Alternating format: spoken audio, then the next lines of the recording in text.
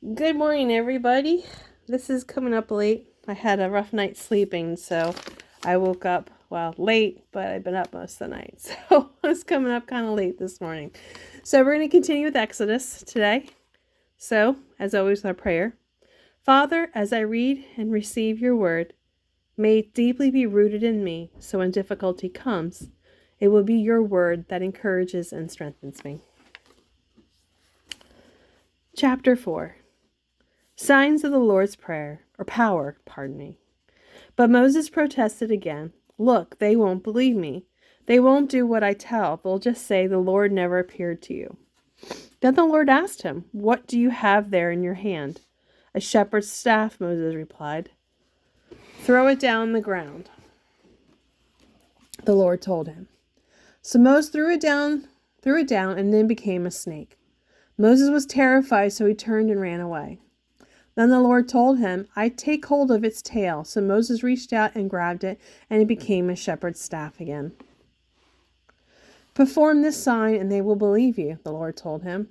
Then they will realize that the Lord, the God of their ancestors, the God of Abraham, the God of Isaac, and the God of Jacob, really has appeared to you. Then the Lord said to Moses, Put your hand inside your robe. Moses did so, and when he took it out again, his hand was white as snow with leprosy. Now put your hand back into your robe again, the Lord said. Moses did, and when he took it out this time, it was as healthy as the rest of his body. If they do not believe the first miraculous sign, they will believe the second, the Lord said. And if they do not believe you even after these two signs, then take some water from the Nile River and pour it out on the dry ground. When you do it, it will turn into blood. But Moses pleaded with the Lord, Oh Lord, I'm just not a good speaker. I never have been and I'm not now. Even after you have spoken to me, I'm clumsy with words. Who makes mouths? The Lord asked him. Who makes people so they can speak or not speak, hear or not hear, see or not see? It is not I, the Lord. Now go and do as I have told you. I will help you speak well, and I will tell you what to say. But Moses again pleaded, Lord, please send someone else. Then the Lord became angry with Moses. All right, he said, what about your brother, Aaron the Levite? He is a good speaker, and look, he is on the way to meet you now. And when he sees you, you will be very glad. You will talk to him, giving him the words to say. I will help both of you to speak clearly, and I will tell you what to do. Aaron will be your spokesman to the people, and you will be as God to him, telling him what to say. And be sure to take your shepherd's staff along so you can perform the miraculous signs I have shown you. Moses returns to Egypt. Then Moses went back home and talked it over with Jethro, his father-in-law. With your permission, Moses said, I would like to go back to Egypt to visit my family. I don't even know whether they are still alive. Go with my blessing, Jethro replied. Before Moses left Midian, the Lord said to him, Do not be afraid to return to Egypt, for all those who wanted to kill you are dead. So Moses took his wife and sons, put them on a donkey, and headed back to the land of Egypt. In his hand he carried the staff of God. Then the Lord reminded him, When you arrive back in Egypt, go to Pharaoh and perform the miracles I have empowered you to do. But I will make him stubborn, so he will not let the people go. Then you will tell him, This is what the Lord says. Israel is my firstborn son. I command you to let him go, so he can worship me. But since you have refused, be warned, I will kill your firstborn son. On the journey, when Moses' family had stopped for the night, the Lord confronted Moses and was about to kill him. But Zipporah, his wife, took a flint knife and circumcised her son. She threw the foreskin at Moses' feet and said, What a blood-smeared bridegroom you are to me. When she called Moses a blood-smeared bridegroom, she was referring to the circumcision. After that, the Lord left him alone.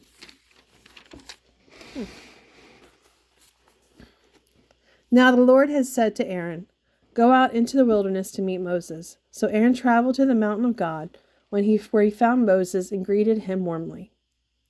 Moses then told Aaron everything the Lord had commanded them to do and say. And he told them about the miraculous signs that were to perform.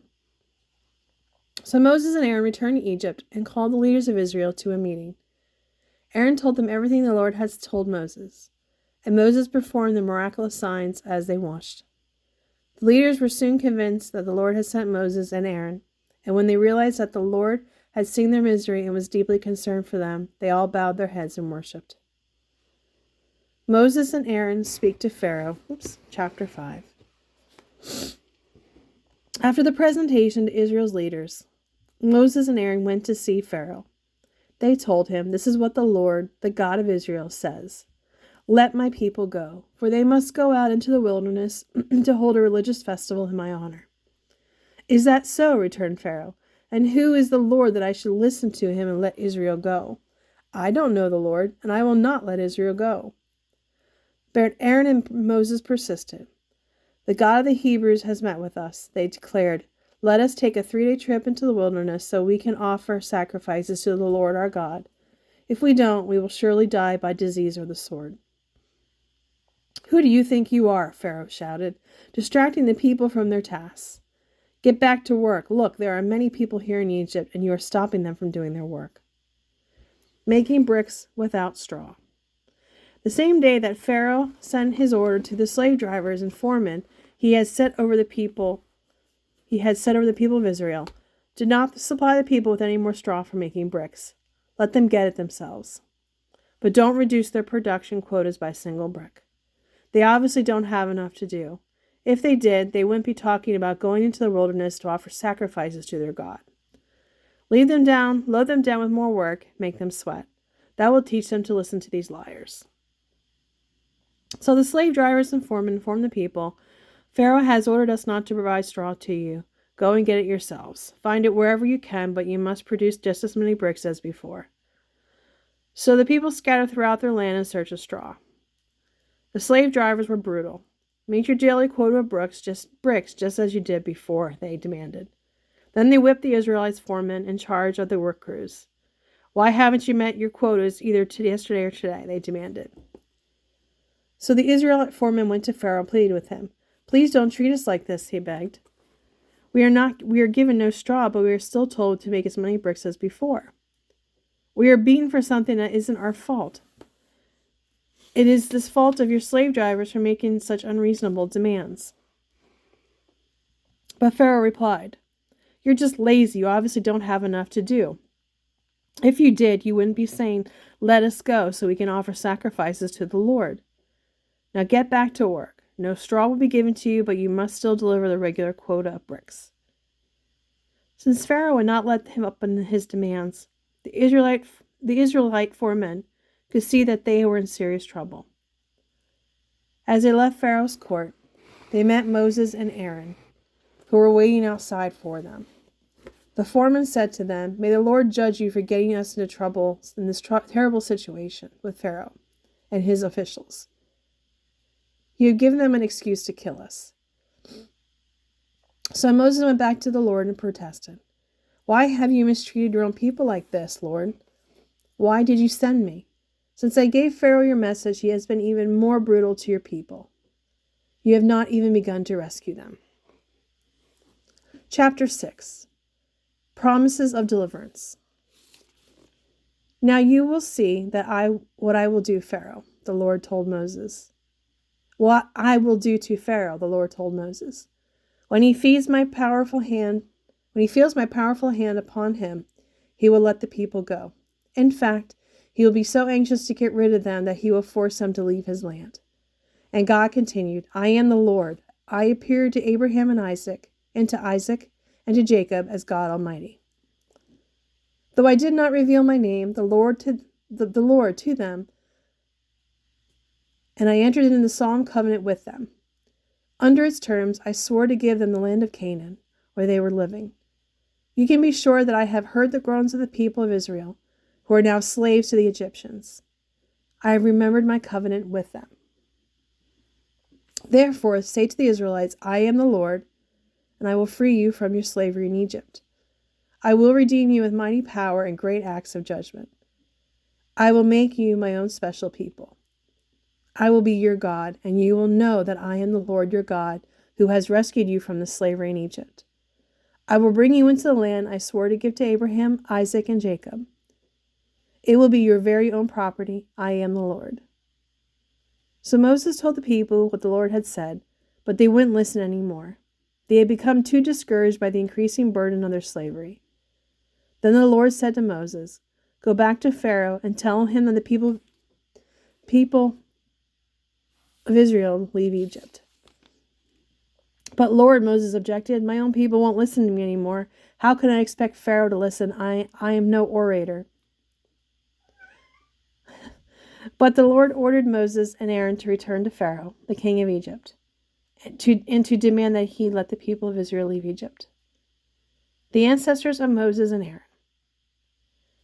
These are the ancestors and clans from some of the Israelites' tribes. The descendants of Reuben, Israel's oldest son, included Hanok, Palu, Hezron, Carmi. Their descendants became the clans of Reuben. The descendants of Simeon included Jemuel, Jamin, Ohad, Jachin, Zohar, and Shaul, whose mother was a Canaanite. Their descendants became the clans of Simeon. These are the descendants of Levi, listed according to their family groups in the first generation, were Gershon, Kohath, and Merari. Levi, their father, lived to be 137 years old. The descendants of Gershon included Libni and Shimei, each of whom is the ancestor of a clan. The descendants of Kohath included Amram, Izhar, Hebron, and Uzziel. Kohath lived to be 133 years old. The descendants of Merari included Mali and Mushai.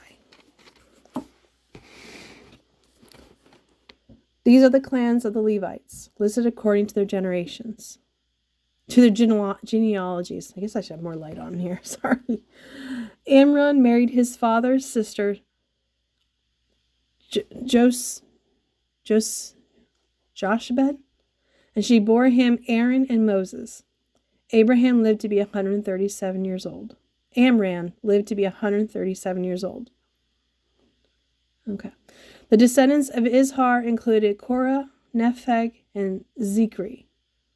The descendants of Uzziel included Mishal, Elzaphan, and Sithri. Aaron married Elisheba, the daughter of Amminadab, the sister of Nahshon, and she bore him Nadab, Abihu, Eleazar, and Ithamar. The descendants of Korah included Asher, Elkanah, and Abisapha.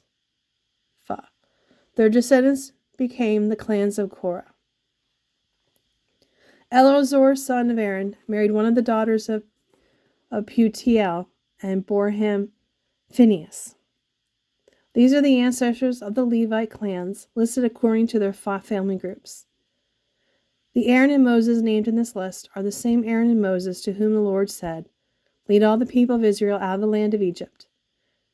Division by division, they are the ones who went to Pharaoh to ask permission to lead the people from the land of Egypt.